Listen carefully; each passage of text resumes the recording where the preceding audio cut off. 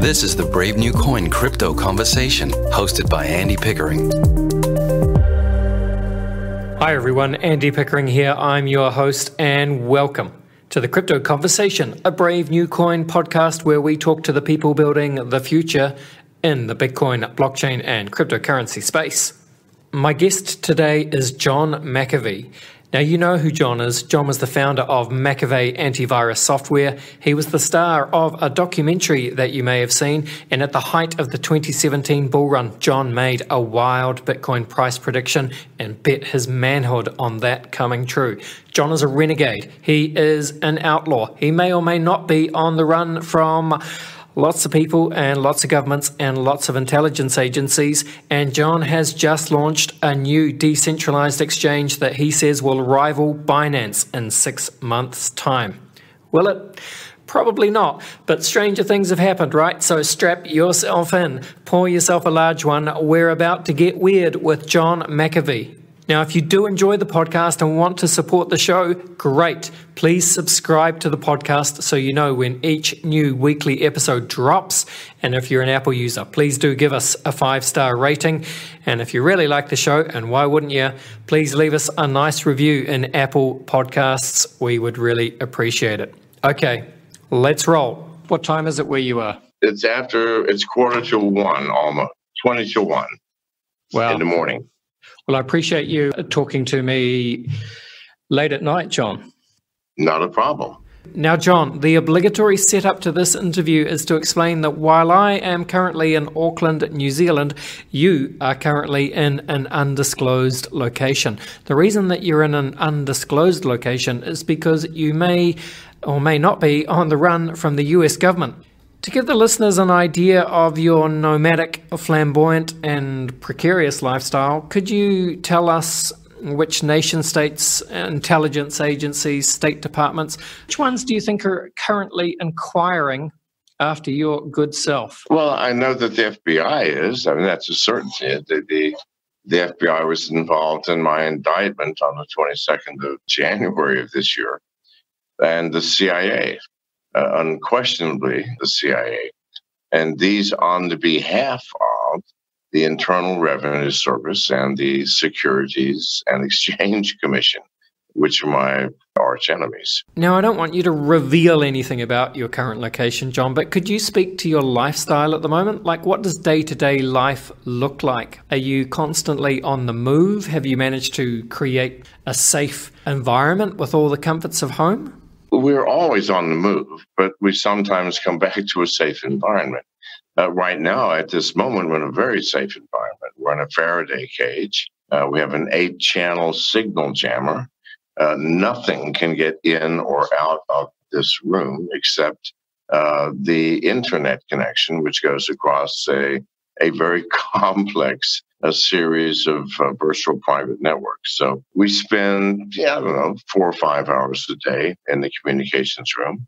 The rest of our lives are in a beautiful location with very appealing environment. Our conditions are extraordinarily good, and we're having a blast.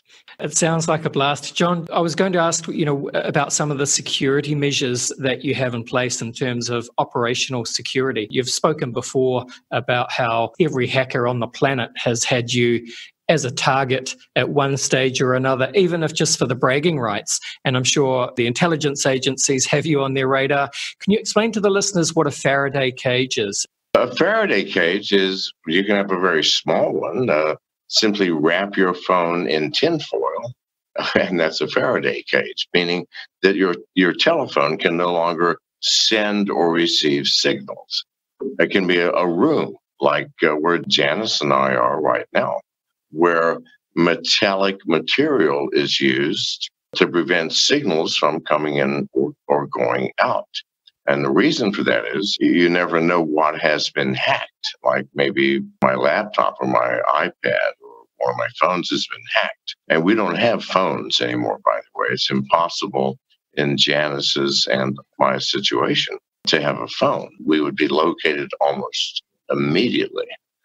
So we carry no electronic gear outside the room. What's in the room, even if it has been hacked, both hardware and software, cannot communicate with whoever hacked it, nor can it communicate with any spyware, a central server, or anything else.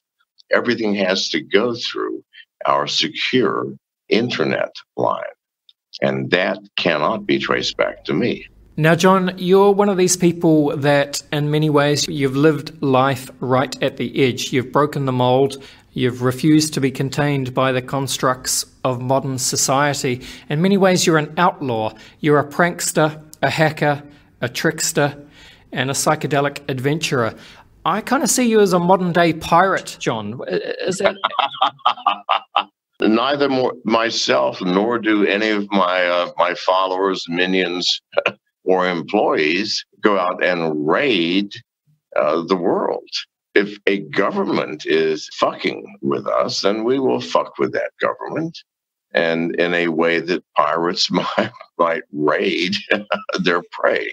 But please, I hope that I can be forgiven for that narrow focus of our piracy. Absolutely. It depends on your own definition of what a pirate is, and I suppose everyone has their own personal code of conduct or personal view of where the boundaries of, shall we say, good taste, decorum, decency, and good behavior are, right, John? Absolutely. Let's look at the situation that we're in everywhere in the world. You're one of two classes, really. You are the class of slaves. Even in America, if you have a job and you're making $100,000 a year, you're still a slave. I mean, you wake up at 6, you have a quick breakfast with your family and kiss your spouse goodbye and commute up to an hour to work where you enter a windowless, airless office for 8 hours minimum. And then you reverse that commute just in time to have dinner, kiss your spouse goodnight, and start all over again. If that is not slavery, then please, God, tell me what is. So we are either slaves or the masters. And who are the masters? Well, the masters in America are the covert agencies. The NSA, the CIA, military intelligence. This is the situation we have to accept. This is our fucking reality, people. If you accept that this is our reality, then everything that you thought was important, like all the nuances of your question, fade away into insignificance compared to the necessity to free ourselves from this nightmare before we can decide even what is right and wrong. Because a slave cannot determine that. Only a free person can. You're sounding a little bit like a Morpheus in the Matrix right now, John. It's a red pill, blue pill situation. First of all, keep in mind, it's very late at night for me. If I'm drifting off the chosen course, stop me right in the middle and say, hey, you're off on a tangent, Mr. McAfee. Please shut up and let's get back on track. John, the tangents are really what makes podcasting and talking to people like yourself fun, if I'm honest. We'll talk about your new decentralized exchange very soon, but I just want to rewind a little bit and just put your rich and varied life into context, because it probably seems like ancient history to you. One of your first jobs, John, was actually you were a programmer for NASA. Yes, at the Goddard Institute for Space Studies in Manhattan. Jesus, that was the most fun job I've ever had, living in Manhattan, working for NASA. Fuck me. I was a kid of 24, maybe at the most. Listen, I was in heaven. And so from NASA, you went to Xerox and then Booz Allen Hamilton and then on to Lockheed, where you famously encountered an early form of what would become known as one of the first computer viruses. It's a famous story. You went on to make your name and fortune in the computer virus business. Any stories or perspectives you'd care to share from those days? I got into computers as an accident. I was in grad school at Virginia Polytechnic Institute, and I took a summer off and thought, well, fuck me, I'll get a job. And I had two offers. One was as an actuary at an insurance company, and the other was as a programmer at General Electric, which at that time had the only process automation computers in the world. I mean, the high tech of the ultimate high tech at the time. And I was only taking the job thinking I'm going to quit after 3 months. Well, I did actually quit after 3 months, but I moved to NASA in New York because in that 3 months, I learned more about digital science, both hardware and software, and how they relate, because that's the real key. I mean, I learned with that. Moved to NASA. My first mission was to perform data reduction on the Tyros weather satellite, the first weather satellite. But the story I wanted to tell was I've been in this so long that even after NASA, we still didn't have CRTs. I mean, we didn't have computer screens, and we didn't have fucking keyboards. We had punched cards. That was how we interfaced with the computer. That's how fucking old I am, people. The computer screen didn't come along until the 1980s, early 1980s, with the very first assemble your own computers, and then after that, the IBM PC and the Apple. That was the beginning of any visual interface with any kind of computer system. I've been in this long enough to know where it started, how fast it changed, and where the fuck we're headed. This is the story I wanted to say.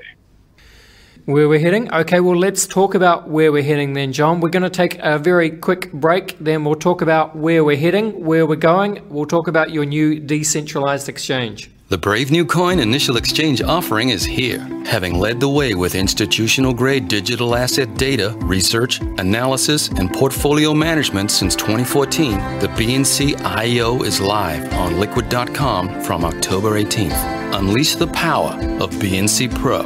Research, chart, screen, analyze, and report, all on a single platform, unlocked with the BNC token. No monthly fees and optimized for micro-transactions. A trusted team, working solutions, and real utility. The Brave New Coin IEO launches October 18th. Get verified, be ready, pre-register today at liquid.com. Okay, John, you've got a new decentralized exchange, McAfee DEX.com.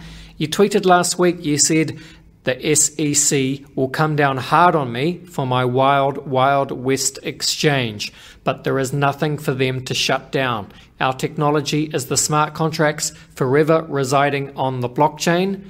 The McAfee DEX is just a window into it, and it's open source, so F them.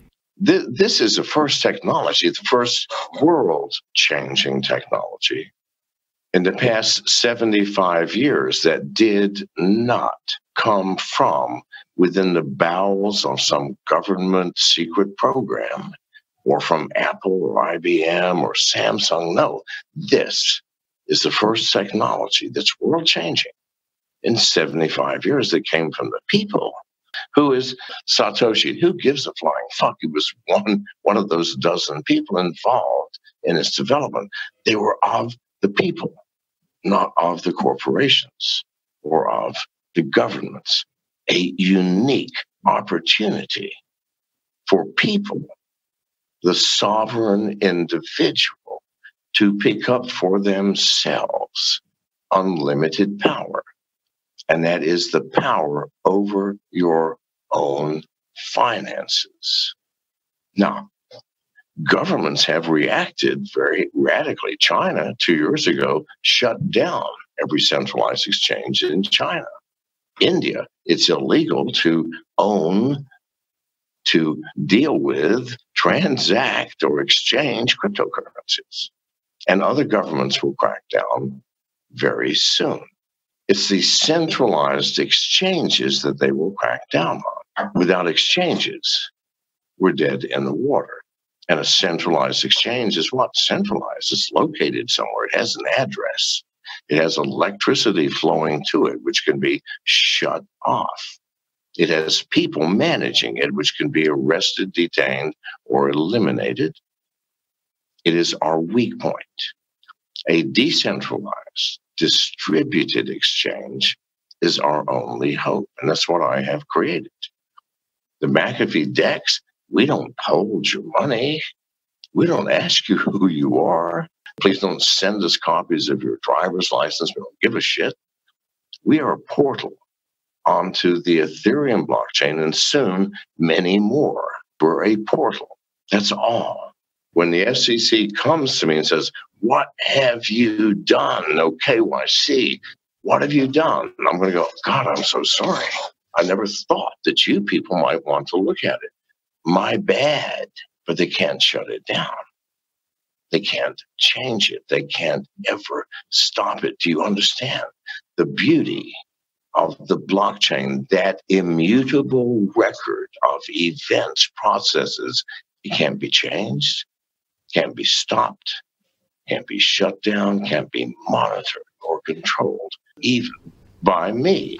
Our listeners will be aware of what a decentralized exchange is, but it's worth just very briefly explaining the difference between a decentralized exchange and a centralized exchange. On a DEX, individual traders' funds are always kept on their own wallets. There's no third party like a Coinbase or a Binance in the middle. So the benefits are really, it's an added layer of security for the users, and it's an added layer of privacy for the users. As you said, there's no KYC. There's nothing. It's simply math. It's smart contracts. It's a blockchain. You can get into the system from the US, from Europe, from wherever you want. I don't care. Listen, all these laws and regulations, do you understand they have no power? No more power than the laws, multiple laws, especially in the US, against smoking weed. For 75 years, there have been laws against it. It hasn't stopped it. Do you understand? Laws have no meaning if they can't be enforced.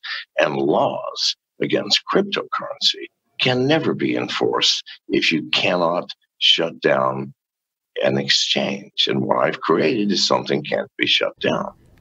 We don't really know where this is going to go, but so in the US, for example, just yesterday, I don't know if you saw Mark Zuckerberg from Facebook being grilled by the US politicians in front of Congress. Again, he's trying to get Libra over the line, and he's getting an immense amount of pushback. And in the meantime, yeah, sure, you're going the other way. You're a libertarian. You're a modern-day pirate. You're going the decentralized exchange route. But the problem with that, John, DEXs have been around for a few years now, really, but the pickup has been very, very slow, and that's because so far the decentralized exchange user experience is extremely clunky, extremely slow. They're difficult to use. There's no volume. The liquidity is not there. So frankly, John, the user experience sucks, and your exchange hasn't done anything to solve this yet. First of all, my exchange is in beta. Okay. We told people right now all we're supporting is the Ethereum blockchain. It's the purpose of the beta is so that we can fix and test the reality of the system we are creating. But no, of course it's not useful now. Good God Almighty, it's only got the Ethereum blockchain. Sure, it's 2,000 tokens on our exchange, but it's all Ethereum and mostly garbage. But as we add more, we're adding Tron on the 8th of November, EOS, NEO, and Binance the first of the year. And we'll have cross chains by the second quarter of next year, which is when we're going to go live. At that point, it is useful. And we started out, our response time was over a minute, then down to 30 seconds. It's now down to 6 seconds. We're getting it down to 1 second eventually. No, of course it is not useful. I'm not saying it's useful. It's a beta. Play with it, people, is all I'm asking. When we come out next in the first quarter of 2020, I promise you, we will surpass the experience that users have on Binance, and our exchange will be decentralized, distributed, and there's no fee for listing. Just list yourself by pressing our button. What you're saying is that anyone could essentially list or create their own token, perform their own initial exchange offering over the McAfee decentralized exchange, right? Well, we've had over 100 listings already. All we can list are the ERC20s through ERC1440 tokens, or Ethereum itself, which is already there. But it's a start. Get real. For the first 6 months, no, it's not going to be as useful as Binance. By the first quarter of next year, I promise you, it'll be 1,000 times more useful than Binance, because there will be no coins that won't be listed. Well, that's a bold statement, John, and let's check in with you in 6 months' time and see how that plays out. But there is one clever thing that you've done. Anyone can run their own portal of the exchange, and yes, they pay a one-off fee of, I think, $395, and then if they have a domain to host a portal of the exchange, they pay that fee, and then ongoing they receive 0.05% of transactions that come through their portal. That's correct. And every portal has access to every other portals, including the McAfee main DEX, has access to all buy-sell orders. It's a no-brainer. But we need this to happen. We already have 15, and that's just in 2.5 weeks. Hopefully we'll have 100 portals by the end of the year. But we have 15 so far up and running, and we expect the portal holders to advertise their own portal. We're not going to advertise for you, but you get that revenue forever. And the more portals we have, the more impossible it becomes to shut us down. If we have 1,000 portals scattered around the world, which I promise you we will have by the end of the year, then we're inviolable. You can't shut us down. That's right. It just becomes a decentralized network of portals that can pop up anywhere, and it becomes very hard for anyone. Yes. Hard to shut that down. The code on the websites and for the smart contracts, it's all open source. Build your own if you want from it. We don't care. I just want this concept to grow and blossom into that thing which gives us inviolability, that governments, agencies cannot mess with us. That's all. And that's all I've done. You're a libertarian, right, John? You have a long history of being, I suppose, a political activist. You've even attempted to run for the US presidency, I think once, and you may even be doing that again next year for 2020.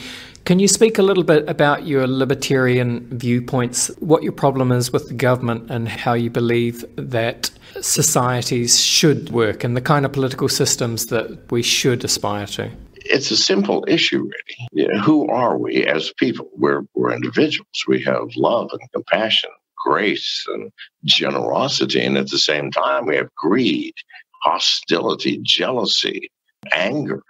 We're a mixed bag. Given that, a sane society does not try to eliminate the bad, because you can't. It's not possible. You try to integrate it in a way which makes sense. Now, what do we really need to be governed on? Well, what do we owe society as members of society? I think we owe them the right to be free themselves without my interference. We owe them the right not to steal shit from them. We owe them the right to be as truthful as we possibly can. And we owe them the right not to be harmed. Now, if they owe me the same thing, you or anyone, then we have a perfect society. The question is how to implement that perfect society. Now, a libertarian society is not the Garden of Eden. You have to bear responsibility for your own actions. But this is all we need as laws.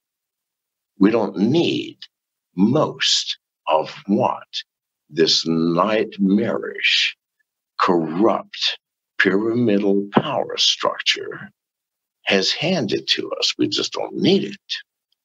What if we shrug it off, people? And we respect one another. We respect your opinions and your attitudes, your ideas, and your perspectives, because I promise you, no two people in this world ever have the same perspective. You've all come from different places with different experiences. So we have to come to that understanding of what we need to create a valid society. It's very difficult, John. If you look back across history, no one has really solved the human governance problem. I was talking to a guy called Tal Cole. He's an Israeli guy. He runs a blockchain startup called Orbs. I recorded a podcast with him yesterday. We'll put that out after your episode, John. You'll be familiar with the Israeli system where every kid, once they turn 18, they have to do this compulsory military service. Tal was a smart guy. He was recruited by the 8200 unit. If you don't know what that is, it's like the small Israeli version of the NSA, right? An elite military intelligence unit. You know, even Tal was saying he's not sure how democracy really should work. And the 1%, you know, once you get power, you're motivated to hold on to that power. And it's not really something that we should be upset about, because this is just, you know, you can't really fight human nature. We are what we are.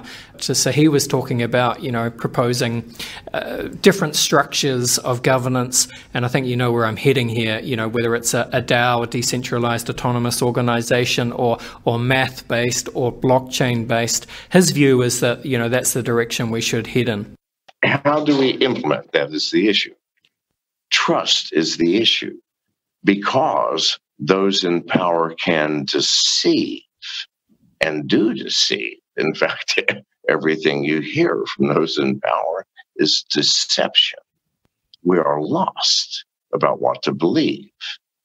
The key component of the blockchain is trustlessness.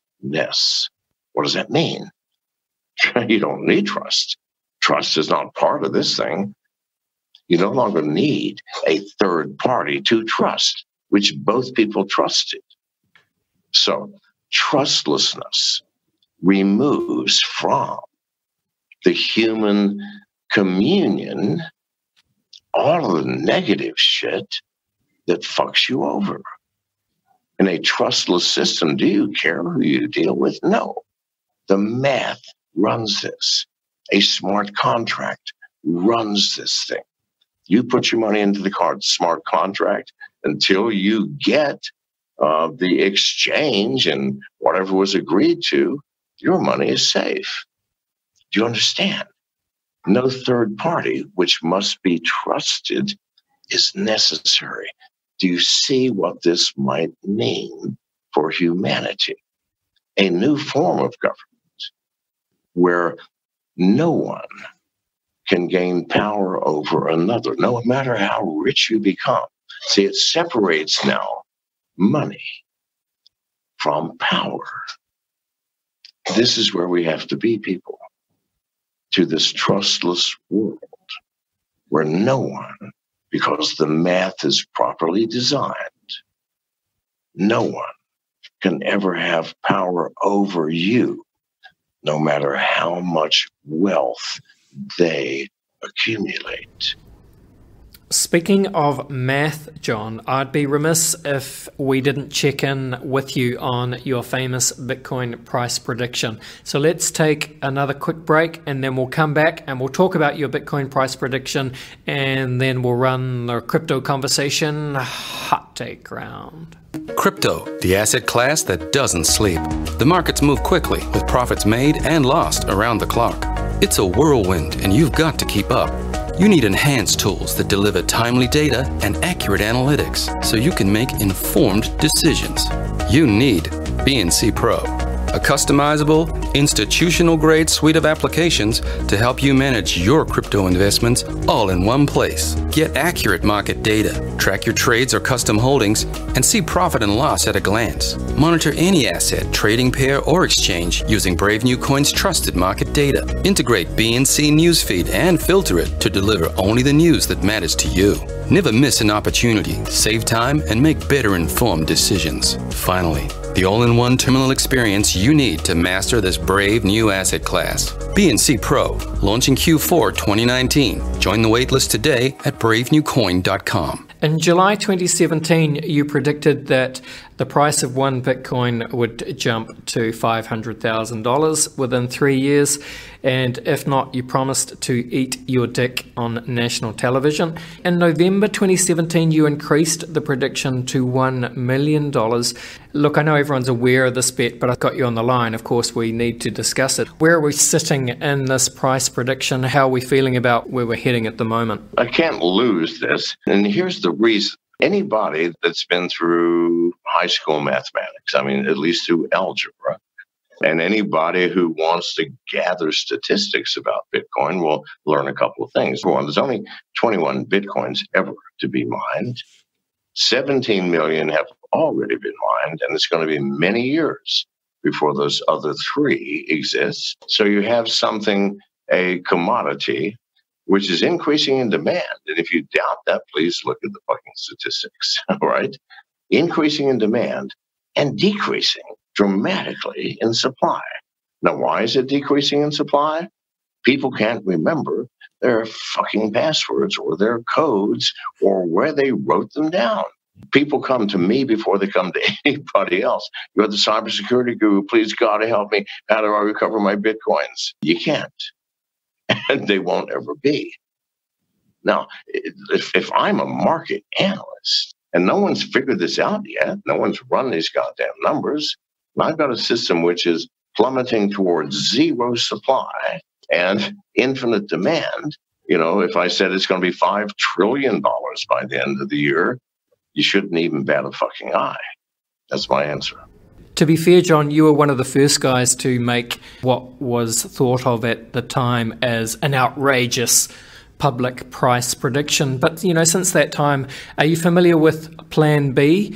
He's a guy on Twitter, semi-anonymous. He's a quant analyst, and he's published a couple of good pieces on the stock-to-flow model of Bitcoin. And it's actually reasonably similar to your prediction. Probably take a little bit longer to get to the numbers that you're talking about. In some ways, he's even more bullish than you, perhaps on just a slightly longer time frame. But again, it's just math, right? Well, it's all math. See, I'm a student of human nature. It takes usually 2 to 3 years for even the brightest of us to acknowledge a new fact.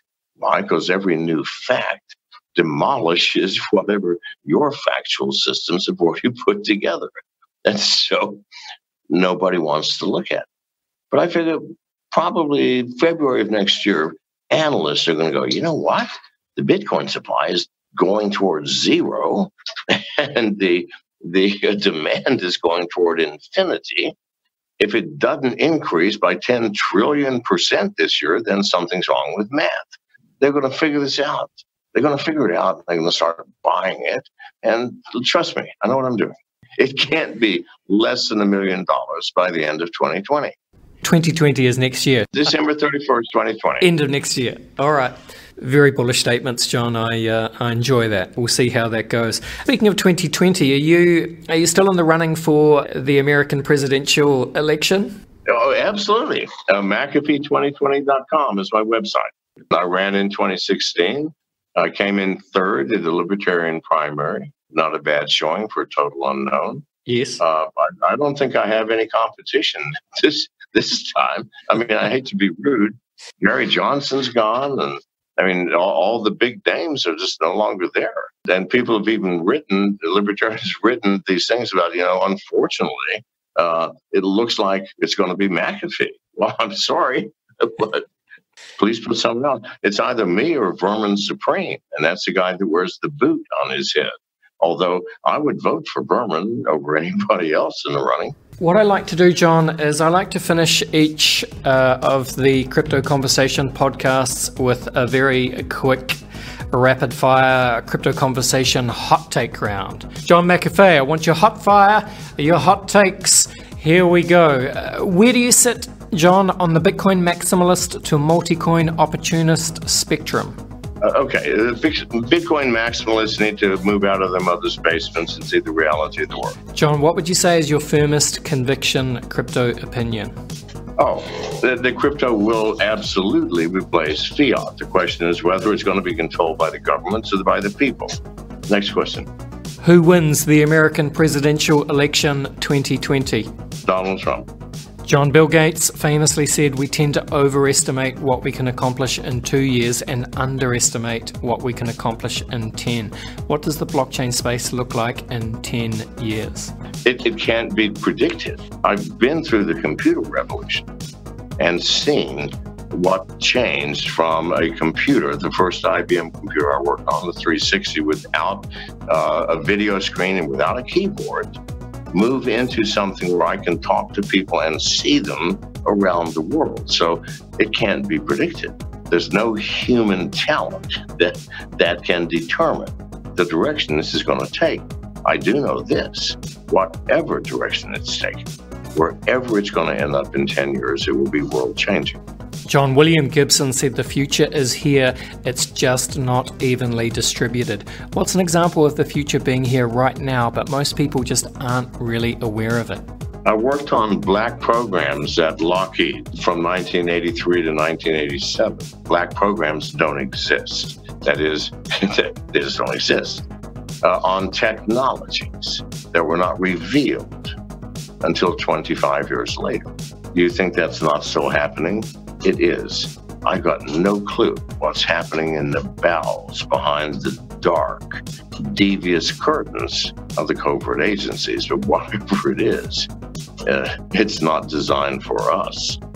It's designed for them. If you're going to say that, I have to ask for an example. What's something you worked on at Lockheed that was revealed 25 years later?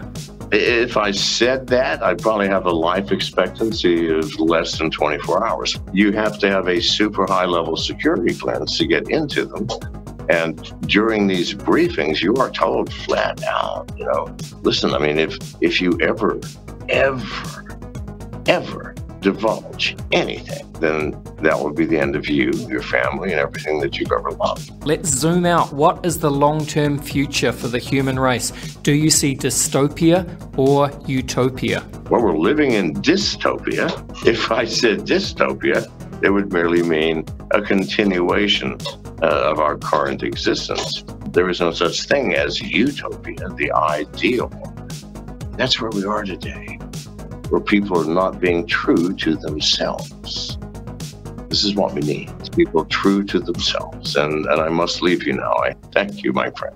All right. Hey, thank you, John. Really appreciate that. All right. I've enjoyed being on, and I'll be on again. All right? Sounds good. Thanks, John. All right. Okay, well, there you go. Sorry if that ending was a bit cut off. We had to end the call abruptly, but I think that was an interesting chat.